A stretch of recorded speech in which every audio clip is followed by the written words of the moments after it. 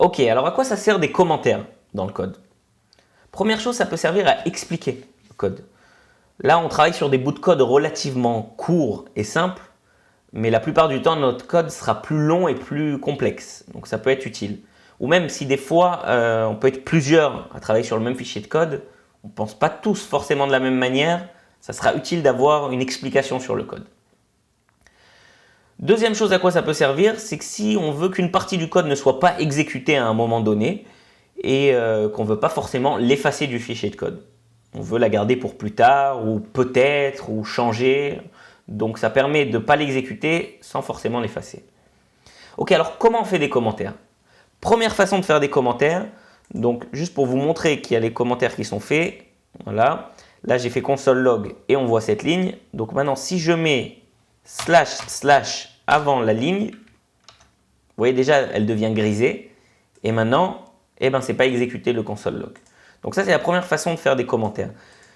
Je l'ai mis le //, comment ça marche? C'est-à-dire qu'en fait c'est tout ce qui est à droite des deux slash qui ne sera pas exécuté. C'est-à-dire que par exemple, si on le remet là, et que je veux commenter cette même ligne, je veux dire ceci est la string 1 par exemple, pour expliquer cette ligne, eh ben, je peux l'écrire comme ça. Vous voyez, il s'est mis en commentaire, c'est grisé. Mais ça sera quand même exécuté. C'est-à-dire que je peux le mettre sur la même ligne, mais c'est tout ce qui sera à droite de ce //. Okay, donc ça, c'est la version commentaire ligne par ligne. Maintenant, si je veux commenter un bloc de ligne directement, je peux utiliser une autre façon d'écrire les commentaires. C'est avec le fois, enfin l'étoile. Et je finis le commentaire avec l'inverse, c'est-à-dire le fois, l'étoile, et le slash comme ça.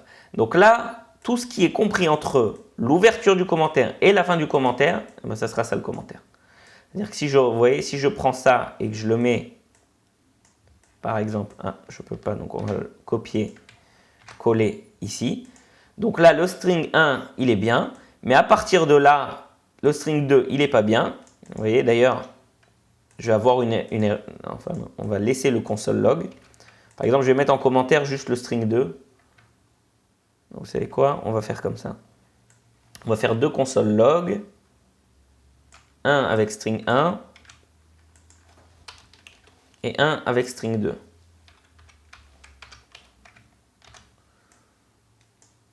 Ok.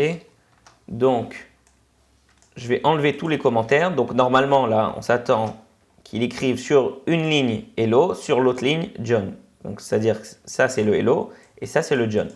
Maintenant, si je mets en commentaire le premier console log, donc par exemple, je peux faire juste comme ça, comme on l'a expliqué.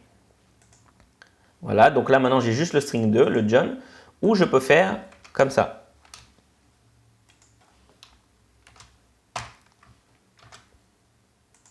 Et là, j'ai aussi également que le John. Maintenant, si je prends ça et que je le mets à la fin des deux console log, par exemple comme ça, et bien là, j'aurai plus aucun console log.